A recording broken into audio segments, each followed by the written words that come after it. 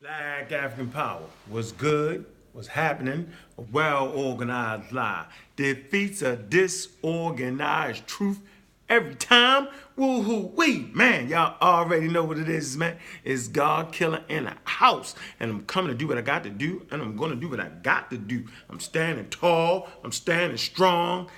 Hey, and it's Raw Squad up. What's good, family? Man, let me shout out Magi Arches before I get into my mini lecture. What's good, Magi, man? Appreciate your work in the community, man. A lot of people don't know you've been working in the community before the days of the quote-unquote your entry into the conch community by having that battle element, you know what I'm saying, and having outstanding meta-lecture skills and research and development. Appreciate you, bro. You know what I mean? I want to also shout out the Hyro crew, man. Appreciate y'all work that y'all been doing for years in hip hop and in your community. So for that, you know what I'm saying, in Oakland, I gotta shout y'all out. Yeah, hey, make sure y'all get the handbook for the conch community written by the Magi. All right, Smash Rockwells, man, appreciate you, bro. Hope to be in Oakland soon. So look, let's get right to it, man. I did a video. Saw Netta titled the video. Unc from the Raw Squad, Religion versus Natural History. Y'all got to check that out so y'all know what I'm talking about on this one. And so first of all, out of natural history come religion, and I can absolutely prove that. So early man didn't just start off, you know what I'm saying, with a type of religious system that was in a book. Matter of fact, in the ancient world, the book religion is very, very odd. And the first type of the book religion was Judaism, Christianity, and then Islam. These are the first book religions. You know what I'm saying? I call it the flim-flam system, right? They put that shit in writing to totally flim-flam you. All right, so look, let's prove that point real quick, and then I want to get into the comments, man, because I know our attention spans around here ain't too long. This next younger crowd, you got to be moving very, very, very, very fast. So I want to come to this book right here, Man, God, and Civilization. So for the young scholars, man, you got to read these works, and you got to help upgrade them. But the only way you upgrade a work is to read it. Let's get right into it. So the point I'm making right here is some of the oldest forms of worship, right? I want to give y'all basically timetable and how early man being inclusive of men and women. So I ain't leaving the sisterhood out here, and I'm going to show y'all how. So right here, chapter 6, the worship of nature. Let's see what the great John Jackson has to say. He says the worship of nature is based on the personification of natural phenomenons, okay? He's talking about the energies like rain, sleet, hail, snow, wind, the oceans, you know what I'm saying? The ocean currents, these are phenomenons, okay? The sun baking certain things, just the rays of the sun, that's a natural phenomenon, okay? The spring, winter, summer, you know what I'm saying? Fall. The seasons, these are natural phenomenons. Volcanoes erupting, things of those natures are natural phenomenons. In early man, whether you like it, the animals, the way they live, the way they navigated through nature, these things are natural occurrences in nature. We're going to call them natural phenomena. Well, that's exactly what they're called.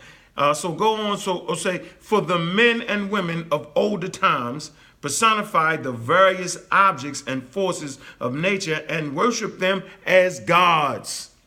So your first gods was what? The natural phenomenon in your environment. Okay, now y'all kind of getting it a little bit. Maybe. Probably not, because some of y'all, just a little bit, are spooked out and will not hear this. But I'm thinking the next generation, you know what I'm saying, when put right to them, okay, will get this. Okay, it say, in these natural worships, it says that great humanist and the late Edward Carpenter observed. This is what this guy, Edward Carpenter, says. He says, there may be discerned three fairly independent schemes of religious or quasi-religious enthusiasm that connected with the phenomenon of the heavens, the movement of the sun, planet, stars, and the awe and wonderment they excited. 2, that connected the seasons and the very important matter of growth, vegetation, and food of the earth. And 3, that connected with the mysteries of sex and reproduction. Okay? It is obvious that these three schemes would mingle and interfuse with each other a good deal. But as far as they were separable, the first would tend to create solar heroes and sun mythos. The second, vegetation gods and personification of nature and the earth life, while the third would throw its glamour over other two and contribute to the projection of deities or demon worship with all sorts of sexuality and phallic rituals. Very interesting right there. Let me finish this. He say the terrestrial, this is John Jackson speaking now. He goes on to say the terrestrial gods seem to be older than the celestial gods. Terrestrial gods would be earth. Celestial gods would be objects in the heavens. Okay? So the earthly divinities will be our first object of study. The earth itself, worshipped under the name of the Great Mother, okay, was the oldest of the gods worship of nature. Was the oldest of the gods of nature. It's a earth worship was basic in the religion. Hold on, let me see. Earth worship was basic. Okay? So this is a basic thing in earth worship. Now he's talking about the Armenians. He said the earth worship was basic in the religion of the early Armenians. All right? So we see here, okay, the early humans and the Americans, you know what I'm saying, in Africa and abroad, right? Early humans, period, right? The earth worship. Now, why would earth worship be so important? Well, that's where you get all your substances from. Whether you like it or not, early man, you know what I'm saying, didn't have cars, didn't have books, reading material. All they had was their natural environment and the things that created out of their natural environment. They did not have time to philosophize. This is later on, okay? So early on, early man needed to maintain and understand its environment. Now, not unless you spooked out, you think the clouds split and some God dove out, you know what I'm saying, say, here I am, right? Let me show you how to navigate the world. I know y'all want to believe that, right? But that's part of spookism, and that's one of the reasons why we're still not successful like we need to be in North America, because now we need to reorganize and break down and understand our ecology where we are. And that's when I try to say we need to develop a new system. Never knocking the African system. I've never said that, right? People claim I've said that. They make the mistake in saying what I didn't say, right? And badly understand what I did say.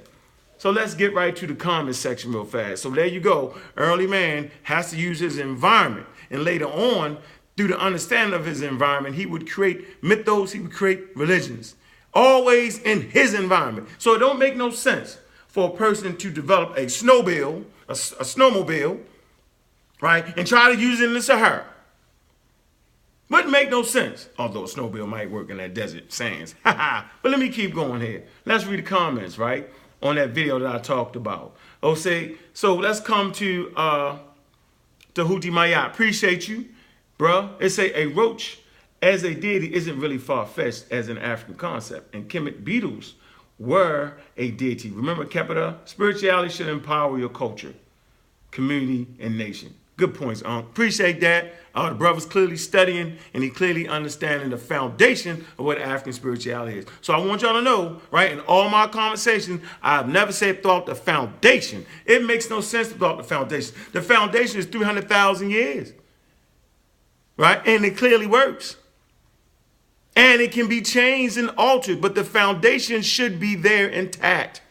What is the foundation? Observe nature, deify nature. That is the foundation, you know what I'm saying, of what we did as African people. So let's get that straight. Now we got that clear. And let's read some of these crazy comments. Let's get one more positive comment. Global view, Black African power, bro.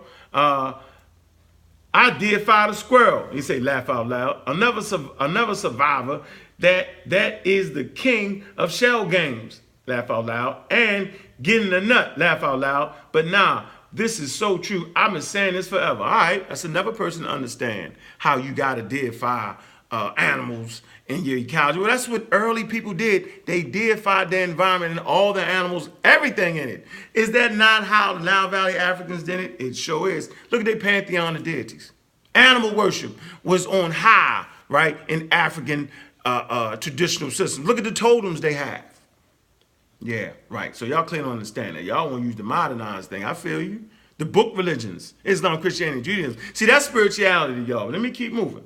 Now, you got a Cal theme TV. Y'all got a lot of weird names, so I mispronounce them. Don't say nothing about it. Ain't my fault. Y'all fault. It said, y'all been hollering Hotep and Kemet for the last 3 years. Now we need a new shit. At first, it was about getting rid of all the religions and get back to the old ways of our traditional African ancestors. Let me stop right here. Yeah, get back. When we're saying get back to it, get back to the foundation. That's what I'm talking about, bro. I know you don't get it because you're kind of hating a little bit, and I know you're a little bit spooked out, right? I'm saying get back to the foundation is what I'm talking about. He continues to say, now it's new shit because the original system was not able to withstand the white man. Wow, damage control. Ain't no damn damage control over here, bro. It's obvious that when these systems were created, they had no idea of what a European was or what an Indo-European was. Had no idea that. They understood what an Asiatic person was. They got that mixed breed with that brown skin. Yeah, they understood that, but they didn't understand the pale man at all. They wasn't ready for that. And so how could you develop a system, right, that had not seen that incursion in the ecosystem yet? Yeah, so we got to design that now. And I hope this is very, very clear. Let me keep going. Real fast, he says, so Unk says people who practice traditional African religions are still practicing Christianity. Why? Because they both pray. It's a question mark. I'm not quite getting what he's saying. How much time do people spend in a day practicing this religion? A 1 minute prayer in the morning and a new hours on Sunday.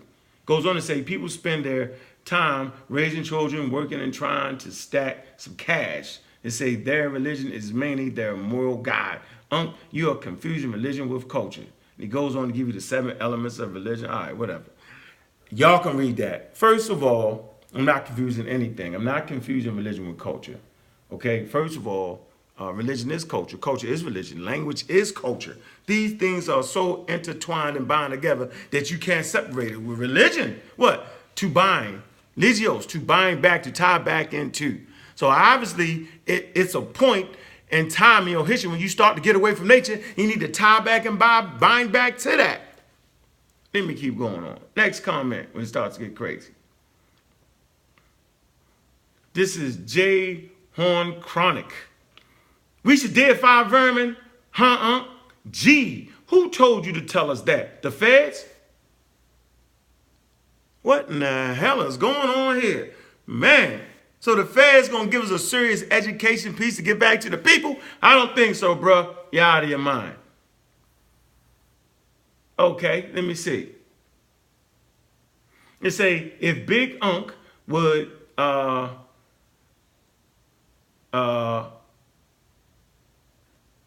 operatively deal with any African traditional system, he could easily see the reality of spirit.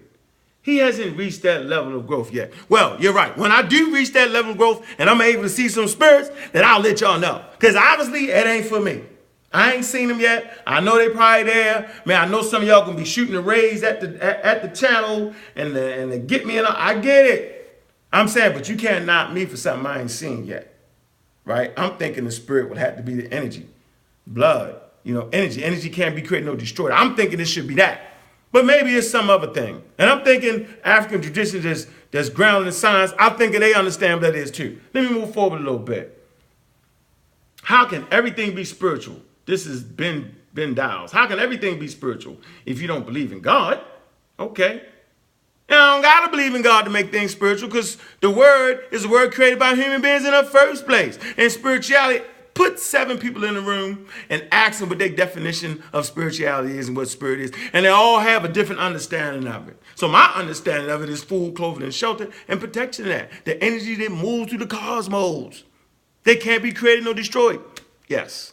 That's what I'm thinking spirit is. And I'm thinking the understanding of that spirit, you know what I'm saying, should be your culture. That's what I'm saying. That means you got to integrate everything around you, understand everything around you, to sit back and even put that piece together so that you can have survivability, you know what I'm saying, in that particular ecosystem. That's spirituality to me. Okay, let me keep moving on. This Urania 6 clown show. I'm gonna let you have that, bro. You just throwing ad hominem. That means you ain't got shit to say. Let me keep going. All right. Hold on, got some positive things. Mr. Subterranean Actor, roaches, come on, That's the second thing. It's the second comment about roaches. One was positive, now it's come on, We're gonna get into that. Gotta watch my time here. G-Style Media says, shout out to G-Style Media, say, I love you, but you're damn sure bugging with that roach shit. No pun intended, bugging with that bugs, roaches. Roaches are bug. Yeah. All right, I feel you. That means I got to go into a better explanation of what I'm talking about. That's why I got to listen to the people. I learn from the people. People learn from me. I learn from the people. So that means I got to give a better detailed explanation of what I'm talking about here. Oh, man, hold on. I don't want to read the positive stuff, right?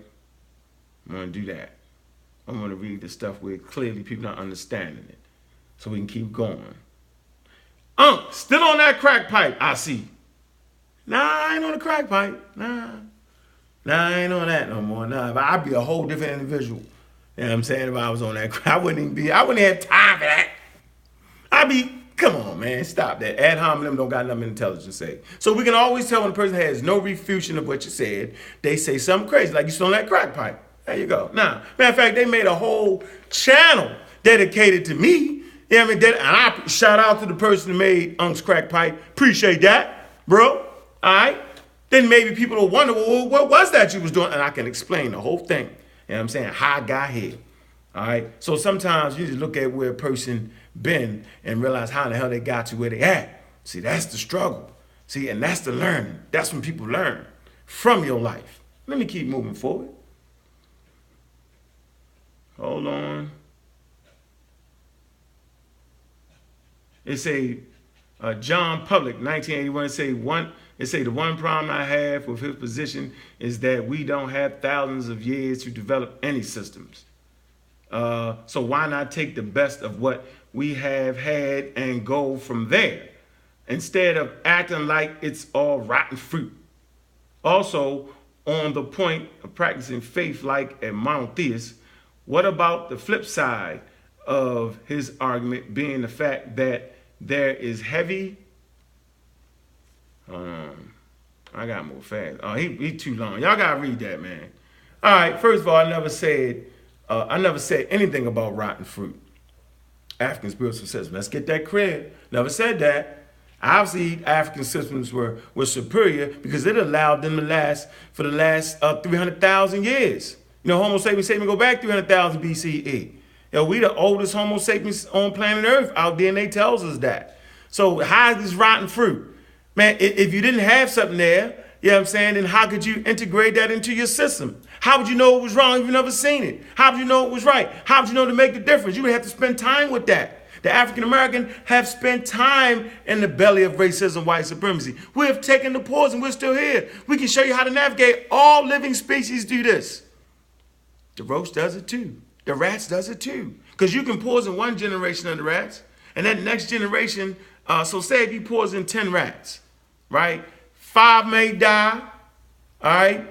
3 may get sick, and nothing happened to 2 of them. Then that next generation, you know what I'm saying? The 5, you know what I'm saying? They got the 3 that got sick, you know what I'm saying? Is taking on the poison. The 2 that didn't, those genes are passed on, and so that next generation, you know what I'm saying, the rats, you know what I'm saying, won't get the same result. All right, why? Because genetic mutation has occurred, has evolved, okay? And now that poison that once got that first generation sick won't get the next generation sick. Biological evolution tells us this. We need to mimic that. So we got to develop a system that has that in there so that we won't get sick from the racism, white supremacy. That is what I'm talking about. I hope I am clear. Let me keep moving right along. Never said it was right. I simply said it was inadequate for the new incursion in the environment. And I hope that's clear. Let's move on next. It say, honestly, I can't comprehend how anyone can identify with Kemet spirituality and be an atheist. The symbols can't mean anything to them. Man, yeah. Now Valley understanding.